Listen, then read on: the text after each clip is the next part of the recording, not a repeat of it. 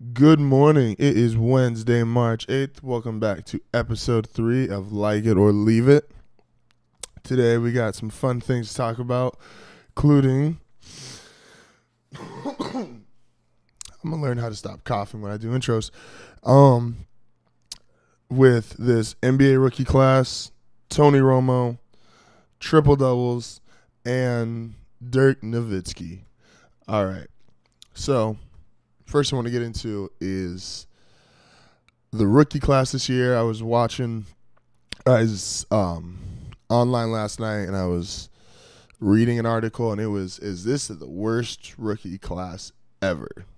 And I was like, man, that seems kind of harsh, but let's look into it a little bit. I looked up the top 10 rookies from each of just the last 4 years as a starting point, right? So, our top 10 rookies for this year, according to NBA.com, their rookie ladder, we have Willie Hernan Gomez at 10, Brandon Ingram, Caris LeVert, if I'm saying that correctly, Marquise Chris, Jamal Murray, Buddy Hield, Malcolm Brogdon, Yogi Ferrell, Jaylen Brown, and Dario Saric. Whew. That's not great. Not great at all. If you look at just the year prior, we had Trey Lyles, Josh Richardson, Miles Turner, D'Angelo Russell, Jahlil Okafor, Justin Winslow, Devin Booker, Nikola Jokic, Kristaps Porzingis, and Karl Anthony Towns. That's a little bit better. Go the year before that. Well, the year before that's pretty sorry too. So the only name to really even take from the year before that is Andrew Wiggins. Go one more year before that. 2013-2014. Steven Adams, Anthony Bennett, CJ McCollum, Ben McLemore, Tim Hardaway, Nerlens Noel, Giannis Antetokounmpo, Trey Burke, Oladipo, and Michael Carter-Williams.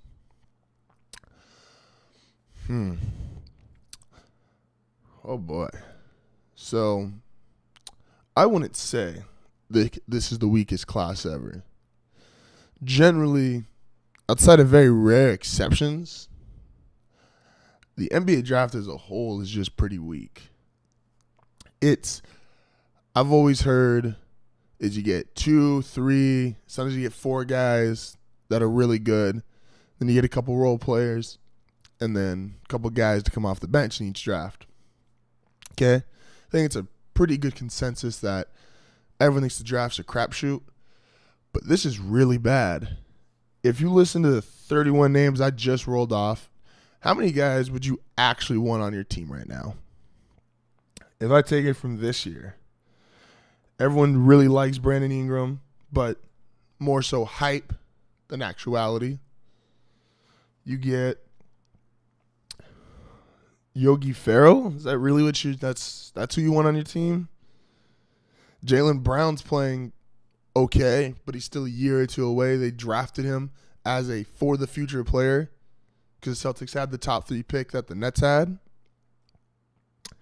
I'll give you last year. You'd want Karl Anthony Towns. You'd want Porzingis. You'd want Jokic. You'd want Devin Booker. They're arguably already the best player on their respective teams. D'Angelo Russell's hit or miss. You either love him or you hate him. Like I said, 2014, 2015 was so bad. The only one I even cared to even put on here was Andrew Wiggins. 2013, 2014, Michael Carter-Williams on his third team. Victor Oladipo, a very underwhelming Robin to Russell Westbrook's Batman. Antetokounmpo is the star player.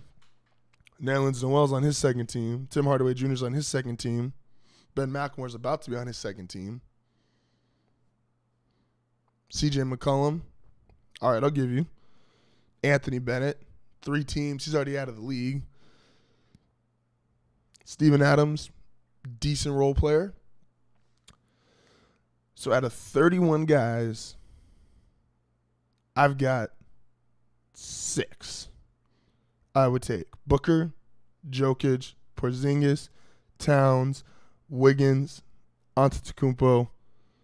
I apologize, 7, and McCollum. everybody else, you can have them back. This is the issue that I stated on yesterday when I talked about the NBA being a copycat league and the product getting worse. This is more evidence to that product getting worse. The players that are currently in there can't play these kind of systems, and the guys that are coming in there, well, some of them can't play any system. You couldn't play 5-on-5, run up and down with a couple old guys at the YMCA. Teams aren't looking to fit their own personnel. A lot of teams are simply just trying to please agendas. You know, the Kings just traded for Buddy Hield. Why? Because their owner liked him? Far be it from me to tell a billionaire how to act with his team, but they shouldn't be the ones making the calls. You have a general manager, you've got a player scout, and guys in those positions for a reason.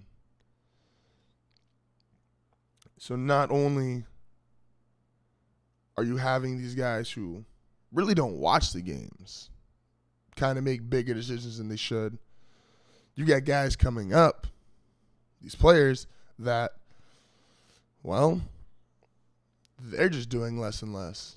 Everyone loves guys who can shoot the three-point shot, but if all you can do is shoot the three, unless you're trying to play for the Rockets, you're going to have to find another gig or change your game up. Would I call it the weakest rookie class ever? No.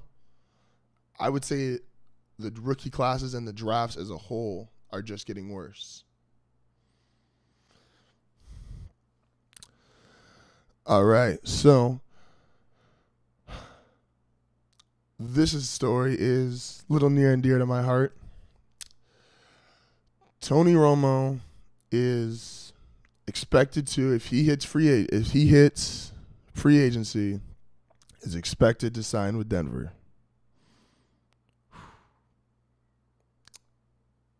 Let me take a second to process this. I have all the faith in the world in John Elway.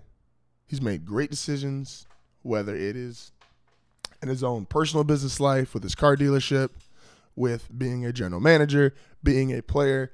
He has run and executed his life very well and made extremely wise decisions.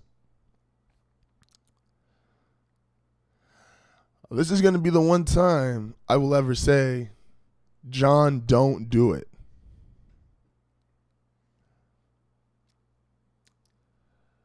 What are the actual pros to signing Tony Romo? Well, you know, I've always wanted a quarterback who's got glass in his body instead of bones. I've always wanted a quarterback that's been criticized for not being clutch and winning one playoff game over his 9 years as a starter.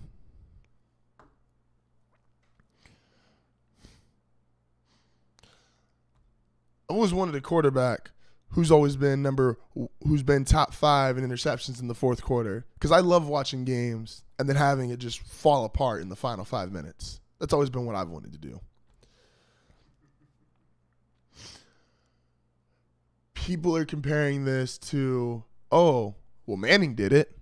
Well, first off, to compare Tony Romo and Peyton Manning as players is kind of like saying, you know, Joel Anthony, when he played on the Heat, was a championship center. So it's kind of like when Shaq went to Miami. No.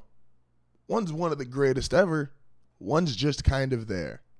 And Tony Romo can play. I'm not denying that. But so could Joel Anthony. And nobody wants Joel Anthony.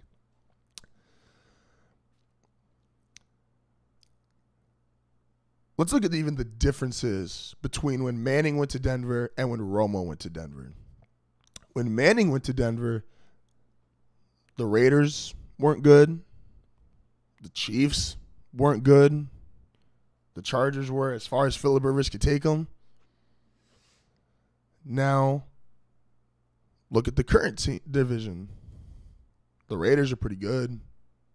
Chiefs are pretty good. Chargers are pretty good. They're playing in a soccer stadium, but they've got a top five. They've got a top 5 offense and a top 5 defense. They got Joey Bosa, the reigning defensive rookie of the year. You're putting a fragile, less talented, quite frankly, just not as good quarterback in a much tougher division than when Manning went there. Plus, when Manning went there, the things that were good about Denver, being their offensive line, being their 2 young receivers, being their young tight end, well, the offensive line's no longer there. Denver's offensive line it's a makeshift job at this point, and I hear they're accepting calls. So if you want a job, go work out for the Broncos at 9:30 this morning. You could probably get a job as one of their 5 starting offensive linemen. It's gotten that bad. Demaryius Thomas is still there, but Eric Decker and Julius Thomas aren't. Emmanuel Sanders is good, but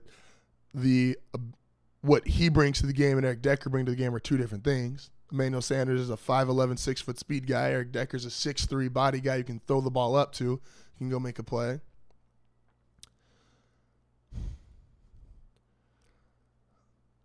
The things that are good about the other teams, pass rush. If you look at the pass rushers in the AFC West, Khalil Mack for the Raiders, Justin Houston, Tom Bahali for the Chiefs, Joey Bosa for the Chargers. There's guys that will put you on your ass real quick that just weren't there 5 years ago when Manning did this.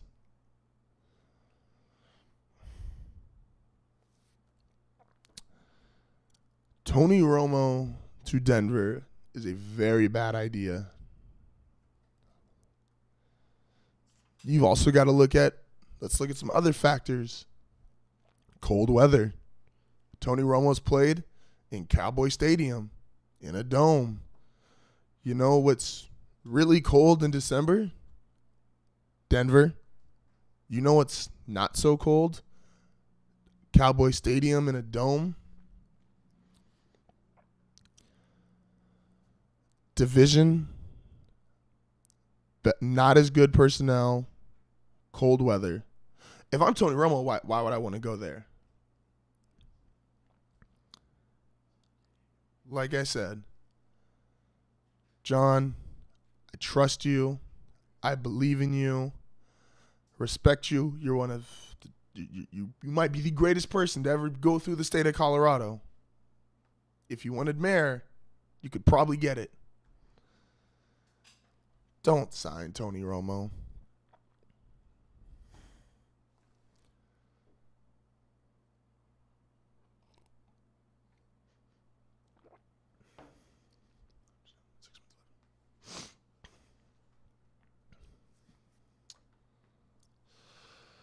Alrighty, so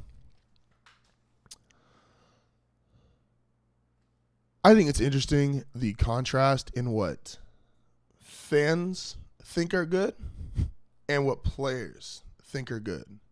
There's this huge debate going on right now between Russell Westbrook are all the triple doubles, all the points he's scoring. There's a bunch of critics and people in the media that are saying, oh, well, yeah, but he's not winning, so it really doesn't matter that much.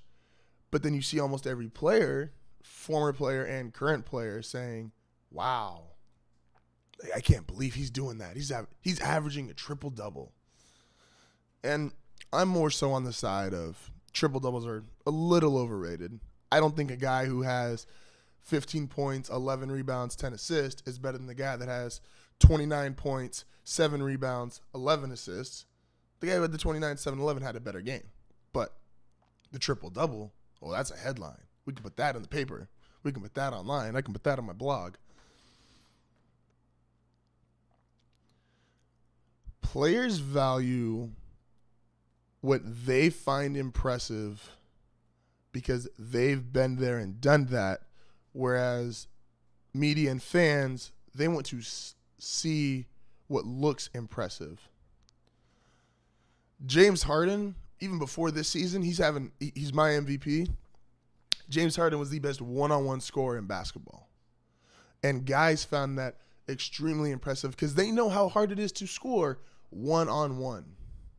So when they see this guy come on the court and he scores one-on-one, like he's playing a pickup game back either at the rec center or back at one of the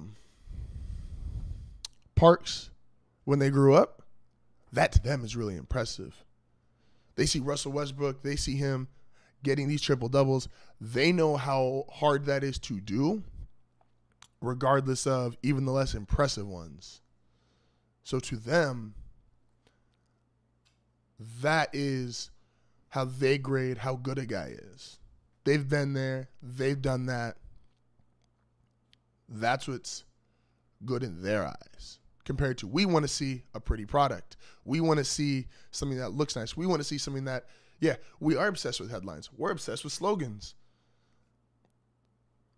But there's a reason that there's places that don't have slogans and have 5-star reviews. There's a reason places have a lot of slogans and no 5-star reviews. What the players find impressive is what they know is hard to do.